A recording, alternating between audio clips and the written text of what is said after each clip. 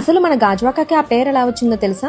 ఇప్పుడు మనం చూస్తున్న గాజువాక అంతా వందల ఏళ్ల క్రితం ఒక పెద్ద అడవి. ఆకాశాన్ని తాకే చెట్లు, వాగులు, బ్యూటిఫుల్ వాటర్ ఫాల్స్, పక్షుల రాగాలతో మారుమోగే అడవి. ఆ ప్లేస్ నిజంగా ఒక లివింగ్ పారడైజ్ లా ఉండేది. ఆ అడవికి అసలైన ఓనర్స్ ఏనుగులే. గుంపులుగా తిరుగుతూ ప్రతిరోజు ఈ వాగు దగ్గరికి వచ్చి దాహం తీర్చుకునేవి. అది చూసిన స్థానికులు ఈ ఏరియాకి ఒక ప్రత్యేకమైన పేరు పెట్టారు. ఏనుగును గజ, ప్రవహించే నీటిని వాగు అని పిలిచేవారు. అలా గజ ప్లస్ వాగు గజవాగు అయింది. అలా ప్రజల పలుకుల్లో గజవాగు, గాజువాగు అంటూ మారుతూ చివరికి అదే గాజువాక అయింది. ఒక చిన్న పేరు వెనుక ఇంత అందమైన హిస్టరీ ఉందని చాలా మందికి తెలియదు.